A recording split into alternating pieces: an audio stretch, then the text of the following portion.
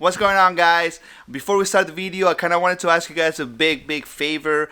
I got nominated for the Barber Grammy Award, and I'm so happy, so excited about it.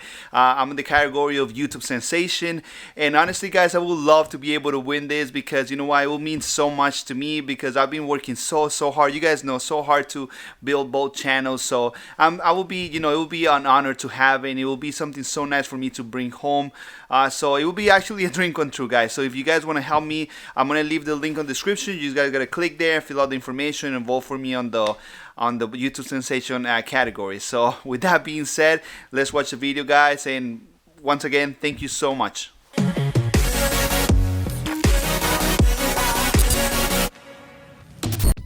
So thank you for the votes, guys. Honestly, everybody in that category deserves it because everybody has worked so hard to build their channels and to give you guys so much value. So I think we all deserve it, and let's the best one win. So anyway, guys, let's start with the video. So we're gonna shape up the beard, we're gonna fade it, we're gonna give it a nice shape. So I want to talk about a little bit about that.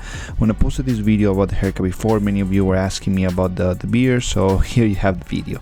So the first thing we're gonna do, we're gonna trim down the beard to a number 2 with the lever closed. The client kind of wanted a short but still keeping it a little bit dark towards the front, and so what we're gonna do is that we're gonna keep the front with a number 2, and then we're gonna fade it to like the skin on the sides, right? So you can see it's gonna be fairly faded just because you saw the first guideline that we created. We kind of took a big chunk of the beard, so yeah, it's gonna be a big faded thing. So pretty much what we're gonna do, we're gonna kind of fade on the opposite direction, right? So we're gonna go ahead and use a number 1 now, and then remember, I always start with the lever open and then I close it little by little.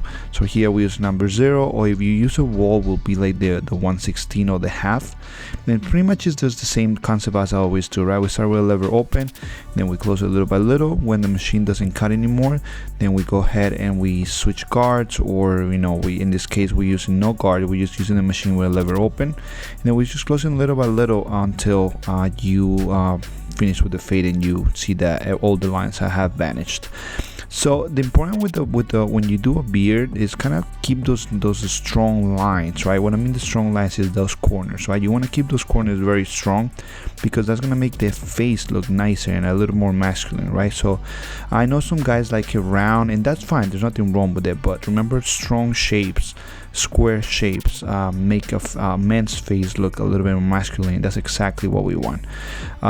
Here we're gonna shape out the mustache. With the mustache, usually try to keep it more natural. I always try to talk to the client, obviously, and ask them what they want, but if they don't know what they want, then I always try to keep it more natural, like kind of follow the lip and not push it back as much. Well, in this case, the client kind of likes a little bit thinner, so that's exactly what we did. So before I use the razor, you'll usually, and I would say always use a hot towel and some shaving products. You want to make sure that the skin is extremely well lubricated before you're gonna start shaving, because you don't want to pull the hair, you don't want to damage the first layer of the skin or any of that. So you want to make sure that the shave is actually very comfortable.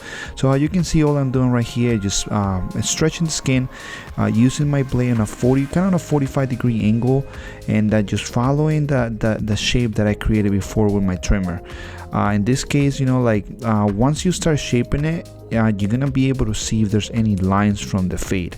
That's the same thing when you do a haircut and then you shape, like if you do a fade and it's not like a 0, like it's like a half or something, and then you shape it and then you kind of see like lines after the shape. So that's like the frame, right? Like you have the piece of art and you put a frame. The frame's kind of gonna bring out a lot of the good and the bad of the painting, right? So it's the same thing with the shape up. Once you do the shape up, if there's any lines that you left, kind of like that shape, that line is gonna make it pop out. Or if the blend is actually a very nice blend, then those lines, those strong lines, are just gonna make it look even nicer. So it's always remember that. So sometimes what I do is like I shape the person, in this case shape the beard, and then if I see any lines, then this is the best time to go ahead and correct that. So here we're shaping the neck. How you can see right now, I'm going the opposite way, And so pretty much really not, it's not the opposite. Actually, I'm following the hair the hair growth, the growth pattern of the hair. I'm passing my blade in that direction first, and then I can pass it on a different direction or against the grain if I want to, right? But you always start with following the grain, because if not, you might cut the client, you might pull the skin, the hair out of the pore, which is gonna make the client bleed. So that's obviously we want to avoid that. And that's it, guys. That was a video, quick video.